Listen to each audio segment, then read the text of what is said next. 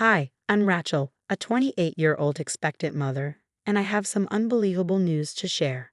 The day I found out I was pregnant with twins felt surreal. Mark and I had been trying for what felt like forever, and when we got the news, our joy was immeasurable. We were going to be parents to not one, but two little miracles.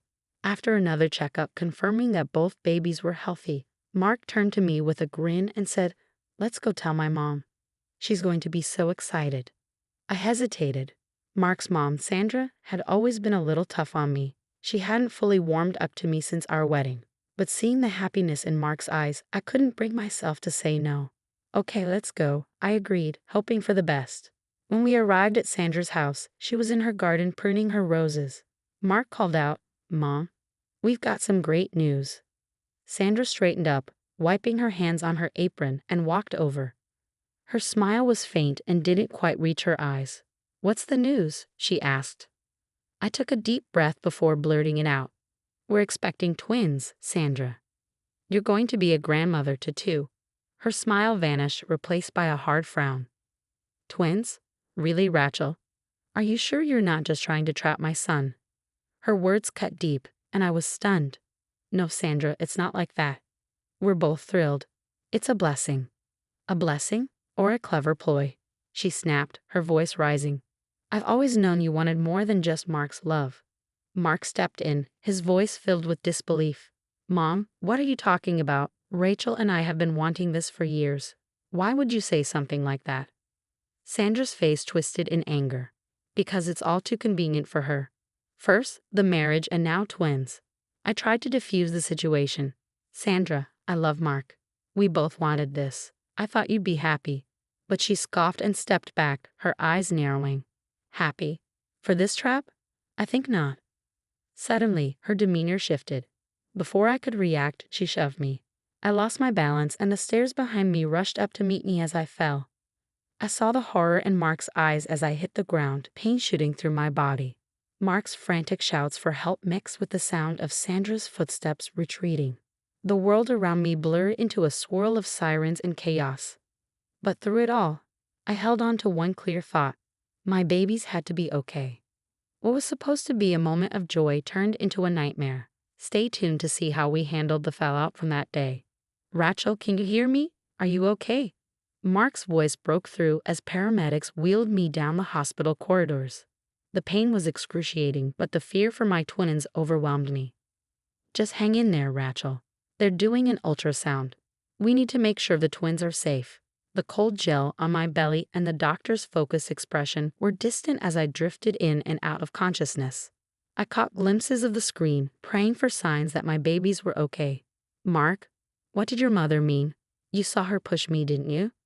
Mark hesitated, his voice strained. "Rachel, Mom said it was an accident, that you lost your footing. She was upset, but she swears it wasn't how it looked."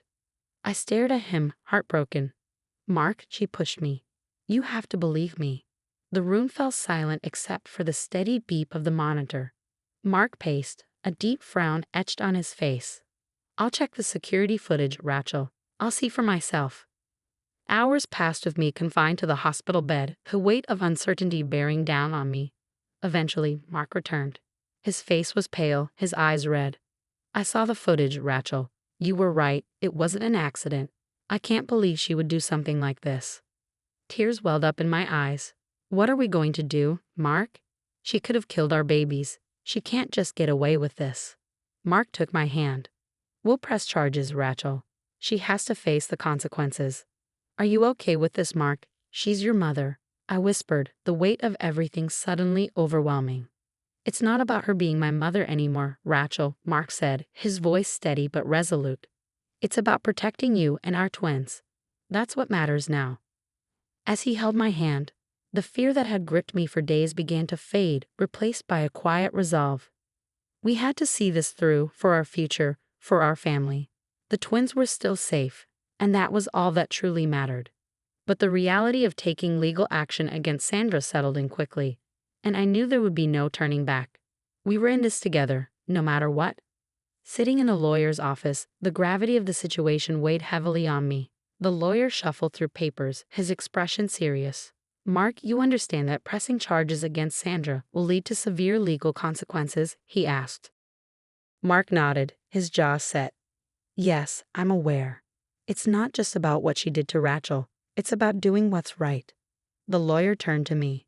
And you, Rachel? How are you holding up? I took a deep breath. The truth. It's hard. I feel betrayed. She was supposed to be family. My voice wavered, but I continued. I can't let what she did go unpunished, not just for me, but for our babies.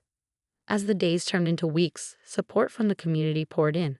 Friends and neighbors sent messages of encouragement, and even people I barely knew at church approached me with words of kindness. We're with you, Rachel. What Sandra did was unthinkable, they'd say, their faces filled with concern. Yet, amidst the support, the fear of public scrutiny loomed large. At the grocery store, I could feel eyes on me, hear the whispers as I passed. Strangers stared, their gazes heavy with judgment. One afternoon, as I rested on the couch, Mark came in with a troubled look on his face, his phone in hand. The hearing date is set, he said, his voice quiet. They denied Sandra bail. His words should have brought relief, but instead, they tightened the knot of anxiety in my stomach. Mark, what if she tries to reach out? What if she tries to apologize? I asked, my voice trembling. Mark sat beside me, taking my hand in his. Then we'll deal with that when it comes. But remember, she lost the right to make amends the moment she hurt you. Nights were the hardest. I'd wake up from nightmares of falling, with Sandra's face twisting into a monstrous image in my dreams. Mark would hold me, whispering reassurances until I could drift back to sleep. One evening, our neighbor, Mrs. Jacobs, knocked on our door, holding a casserole. Her eyes were kind as she handed it to me. Nobody should go through this alone, dear. How are you really doing? She asked gently. Tears welled up in my eyes as her concern washed over me. Some days are harder than others, Mrs. Jacobs. It feels like the world is watching, waiting for me to break. She squeezed my shoulder, her voice steady. Let them watch. They'll see a strong woman who stood up for herself and her family. As the trial approached, each day was a mixture of dread and determination. Mark and I grew closer, our bond strengthened by the ordeal. We knew our lives would never be the same, but we were ready. United by a cause that transcended personal pain. A fight for our family, for justice, and for the safety of our twins. As my pregnancy advanced, every doctor's appointment was a mix of anxiety and relief. Dr. Lumen, my obstetrician, always reassured me. Rachel, the twins are growing strong. You're doing wonderfully, especially under these circumstances. Lying on the examination table, the cold gel of the ultrasound and the sound of the machine's hum had become familiar. But more than the physical recovery, it was the emotional scars that needed tending. One sunny afternoon, Mark and I sat in the backyard, enjoying a rare moment of peace amidst the chaos. Mark, do you ever think about after, when the twins are here? I asked, my voice soft. He looked over at me, his eyes thoughtful. Every day, I think about the kind of dad I want to be, not just a provider, but a real father, the kind my mother never let me see in my own dad. His honesty touched something deep within me. And us? What about us, Mark? I asked, searching his face. Mark reached for my hand, his grip strong. We're stronger than I ever imagined. We keep growing together. All this has shown me where my loyalties lie. It wasn't just our future that filled my thoughts. Reflecting on motherhood, I often wondered what kind of mother I wanted to be. One evening, while reading a book on parenting, I muttered to myself, am I even ready for this? Mark walked in, carrying a tray of tea. He overheard me and smiled gently. You're going to be an amazing mom, Rachel. You've handled so much already. You'll handle motherhood, but will I really be good at it, Mark? I asked, uncertainty creeping into my voice. Will I be a good mom? Mark's eyes softened as he looked at me. Rachel, look at everything you've already overcome. You're resilient, loving, and strong. Our kids will adore you, and so will I, no matter what. His words were a balm to my soul. As my belly grew, so did my resolve to become the mother I'd always dreamed of being. Recovery was slow, but each day brought progress. One afternoon, while I was painting the nursery, Mrs. Jacobs stopped by again. Her visits had become a comforting routine. Look at you, all smiles today, she exclaimed, beaming at me. I placed a hand on my belly. I feel them kick, Mrs. Jacobs. It's like they're reminding me they're here, that they're okay. That's the spirit, she said warmly. They're fighters, just like their mama. The conversations with her, the community support, and Mark's unwavering presence slowly stitched back the fragments of my shaken world. Each day brought me closer to motherhood, to a new chapter of life. And though the shadows of the past still lingered, the light of the future grew brighter with each passing moment. Mark and I rediscovered each other during this shared journey of healing, learning not just to anticipate the joys of parenting but to strengthen our bond. We built the foundation of a family rooted in love and mutual respect. Then, one day, the moment we had been waiting for arrived. Under a sky bursting with the promise of spring, after months of anxious waiting and healing, the twins decided it was time to enter the world. The delivery room bustled with activity, but Dr. Lumen's calm guidance eased my frayed nerves. "You're doing great, Rachel. Just a few more pushes," she encouraged. Mark stood by my side, holding my hand. "I'm right here, Rachel. We're doing this together." With a final push, the room filled with the first twin's cry, quickly followed by the second. The relief and joy were indescribable as Dr. Lehman placed our son and daughter in my arms. Two perfect little beings, our miracles. "They're beautiful, Rachel, just like you," Mark whispered, his tears mingling with mine as we embraced our new family. The outside world and its trials seemed to pause in that moment. But even in this bubble of happiness, the shadow of the past year still lingered. Sandra's sentencing was set for later that same day. While the twins napped peacefully, Mark returned from the courthouse, his expression complex, a mixture of relief and sorrow. "She was sentenced today. Guilty. She'll serve time," he said quietly, sitting beside me. "She won't be part of their lives, not for a long time." I took a deep breath, the news bringing a bittersweet closure. "It's for the best, Mark.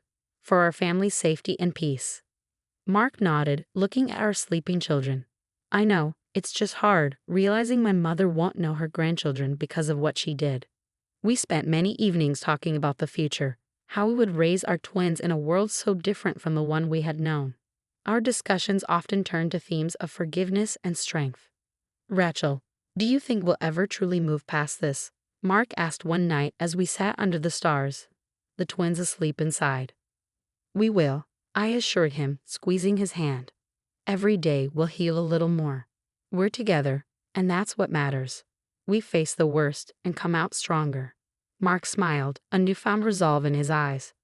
"You're right, and we'll teach them to be kind, to be strong, and to understand the value of justice." The support from our friends and community never waned. Mrs. Jacobs often visited, her laughter and stories filling our home with warmth. She played with the twins, her presence a constant reminder of the good in the world. "You've got a beautiful family, Rachel," she'd say, "and you've handled everything with such grace." As the days turned into weeks, the weight of the past began to lift, replaced by the routines of new parenthood. Midnight feedings, first smiles, and quiet moments of wonder filled our days, watching our children sleep peacefully. Looking ahead, Mark and I planned for bright days. We envisioned soccer games, ballet recitals, and family vacations, simple joys amplified by the presence of our twins. Our journey had begun with uncertainty and fear, but each step forward was a testament to our resilience and love. Sandra's fate, determined by her own actions, reminded us of the strength of justice and the importance of moving forward, not bound by the past, but enlightened by the lessons it taught us. In this new beginning, as I held our children close, I knew we were more than survivors. We were a family reborn, ready to embrace whatever came next with open hearts and unyielding courage. Now that our story has reached its conclusion, I'd love to hear your thoughts. Mark had to make a difficult choice between his mother and his wife, ultimately siding with Rachel and their twins. If you were in Mark's position, how would you handle the situation? Would you have done anything differently, especially considering the family ties and the severity of the actions? Please share your opinions in the comments below. Let's get a discussion going about family loyalty and justice. If you found this story compelling, don't forget to like this video and subscribe to the channel for more stories like this. Your support helps us keep creating content that matters to you. Thank you for watching.